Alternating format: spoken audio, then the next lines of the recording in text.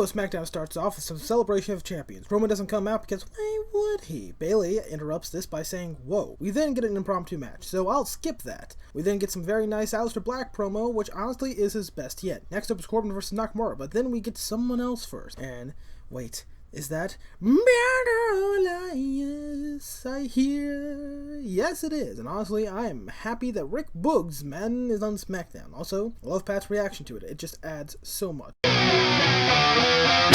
So the match begins with Nakamura in control with some strikes. Corbin, however, connects a clothesline as Pat says, damn it, and I love to see it. Corbin then hits some kicks to the ribs, but Nakamura hits a few elbows and a kick to the midsection. Corbin then hits a powerbomb. He puts him in the corner and starts hitting, as well as kicks in the corner. He then has Nakamura in an arm hold, but Nakamura fights out of it with punches. This breaks out shortly as Corbin hits an elbow. Nakamura then hits a nice reverse kick to the face and a knee. Then we get a leg sweep from Nakamura. Nakamura goes for this finish, but is sidestepped in the corner and gets a suplex. Corbin then hits the deep six, which almost picks up the victory for him. We then get a guitar solo as Nakamura rolls up Corbin, and I must say, I love this duo. Now, all we must need is Kofi versus Nakamura with a battle on the outside of the ring being between Boogs and Buds. Roman then comes out in his best Russian tracksuit. Cesaro then comes out in his best suit.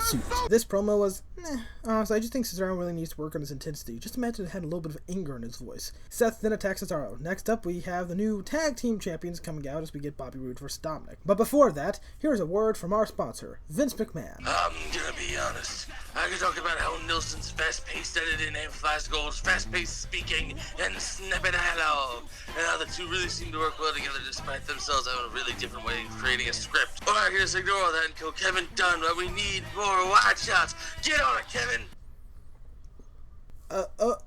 Okay then. Roode takes her control with suplexes. However, Dominic fights out of it with a roll-up. But this is the only moment. Terrible. As Bobby starts hurting Dominic in the corner, and I must say, no shit, Pat. He's a Mysterio. He's been a Mysterio his entire life. Dominic then starts to fight back with a crossbody and an elbow. Bobby tries hitting power bombs, but is thrown into the middle rope. Bobby then rolls up Dominic, but gets kicked out of. Dominic hits a 619 and connects a great frog splash to win. And I must say, this is an unfortunate trend of heels controlling the match for most of it, with the faces just winning with a few moves.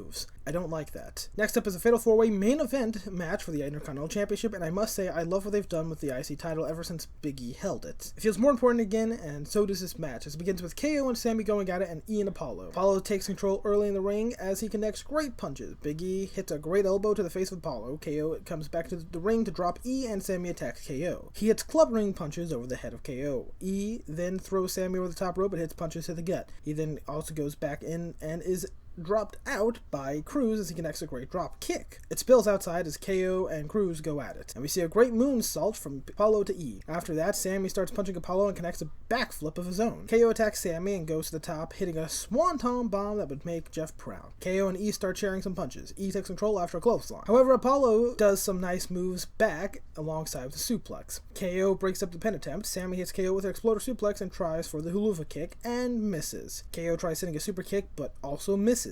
Sammy then hits a driver and almost wins. We see the two men in the corner as KO hits a brainbuster from the middle rope. E gets kneed in the face by Cruz, and he hits a great move on the apron to KO, as E spears Cruz through the middle rope. Also, WWE is going back on the road again, so hurrah. Nelson, get prepared for the live crowd reactions. As I say this, Apollo just hits the crap out of E. Sammy and Apollo both get belly-to-bellied, some more than other. Sammy stops his momentum with a kick to the face. KO then hits a hard neck breaker. He goes to the top rope and is met by Apollo. Sammy and Apollo then go at it as E suplexes both men, just for KO to connect a frog splash on E. KO starts cannonballing everyone. Sammy then hits a blue thunder bomb and KO kicks out. Sammy goes to the top and gets caught by E. KO hits two super kicks to E and Sammy, then a pop-up powerbomb to Apollo, and almost wins. Sammy then plants KO on his head outside the ring. But as Sammy goes for the finish, he is caught by E. E hits a big ending, but almost wins because Commander is taking him out of the ring. Then E enters the ring to hit it again as the lights go dark and smoke appears. And it's ya boy! Skinny penis. Aleister Black returning. And he hits a beautiful black mass on E for Apollo to win the match. And honestly, I'm going to give this SmackDown a 7 out of 10. It was good. It wasn't really great.